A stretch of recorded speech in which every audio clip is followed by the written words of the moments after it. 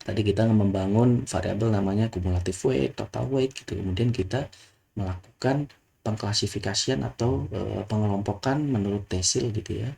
Menurut informasi dari cumulative weight dan total weight yang telah kita bangun dari komen sebelumnya gitu ya.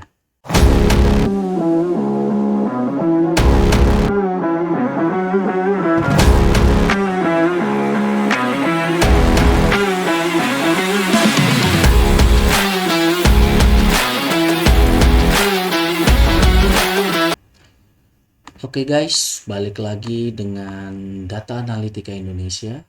Kali ini kita akan belajar bagaimana untuk membuat pengelompokan data desil yang kemudian nanti kita akan representasikan, kita akan generalisir ke populasi.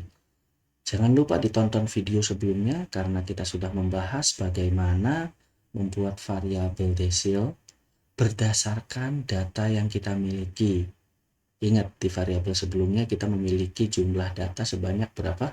341.000. Dari record yang ada tersebut, kita kemudian membangun desil hanya menurut data yang kita miliki, yaitu sebanyak 341.000 gitu ya. Namun ingat bahwa survei-survei tertentu kadang menggunakan bobot. Artinya apa?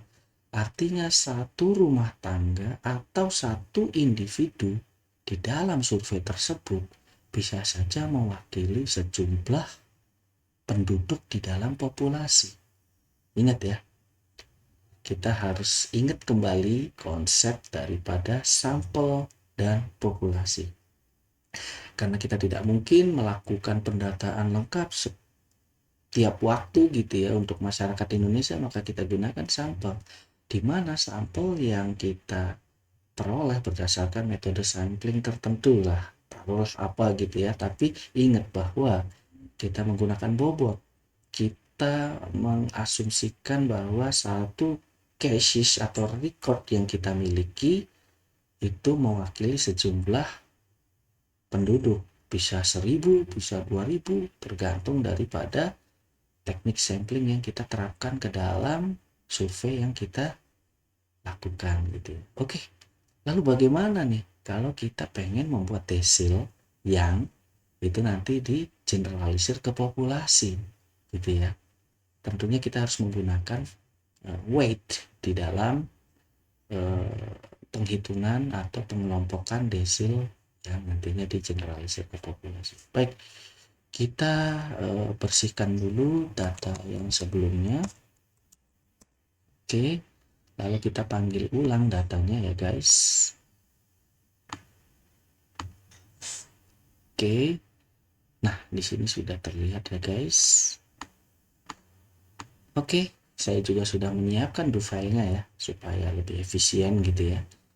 Tahap yang pertama seperti halnya di video sebelumnya ya. Tahap pertama tentu kita harus mensort terlebih dahulu variabel provinsi dan juga variabel target kita, yaitu pengeluaran per kapita gitu ya guys. Baik, kita lakukan. Sudah di sort. Kalau kita lihat ya, berdasarkan provinsi 11 dulu ya. 11 itu adalah Aceh, kemudian berdasarkan kapita kita lihat di sini di 2,60 gitu, 2,7 dan seterusnya sampai yang tertinggi di dalam provinsi tersebut. Baik, kita lanjutkan tahapan selanjutnya. Kita di sini menghitung kumulatif weight-nya terlebih dahulu ya. Ini langsung kita running aja kumulatif weight, kemudian juga total weight-nya gitu ya, dalam rangka kita mau mengklasifikasikan, mau membuat desil menurut dengan memperhitungkan weight yang ada di setiap record yang kita miliki. Baik, kita sort juga berdasarkan weight gitu ya. Lalu seperti halnya di video sebelumnya, kita membangun variabel namanya weight yang variabel namanya desil gitu ya, yang terweighted, yang terbobot gitu ya.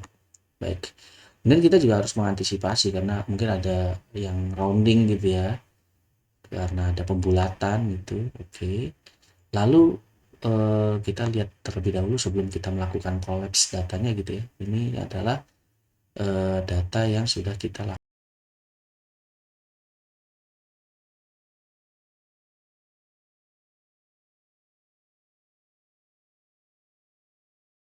lakukan. Tadi kita membangun variabel namanya cumulative weight, total weight gitu. Kemudian kita melakukan pengklasifikasian atau pengelompokan menurut desil gitu ya.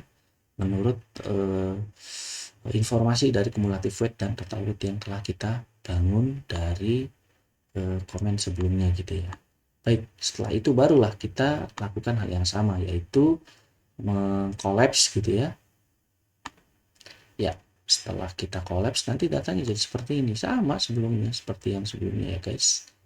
Itu kemudian ya agar lebih rapi gitu ya, kita labeling dan kita langsung keluarkan aja ya, hasilnya kita tampilkan. Baik, nah seperti ini guys. Kita lihat ya di desil 1 di Provinsi Aceh lah ya. Nah di Provinsi Aceh desil 1 gitu ya. Nah ini sudah tergeneralisir ke populasi gitu, karena kita sudah memperhitungkan weight yang ada di dalam data tersebut. Ini mungkin di survei yang lain juga akan ada weightnya, jadi teman-teman harus memastikan variabel pembobotnya gitu ya, bobotnya itu namanya apa gitu ya. Kebetulan di Susenas gitu ya, ada Wayne gitu, ada WERT gitu ya, dan seterusnya.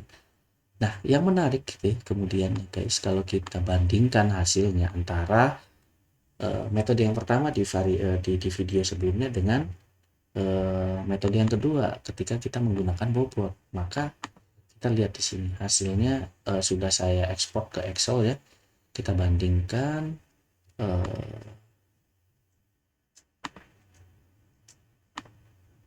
ya, oh no, sorry.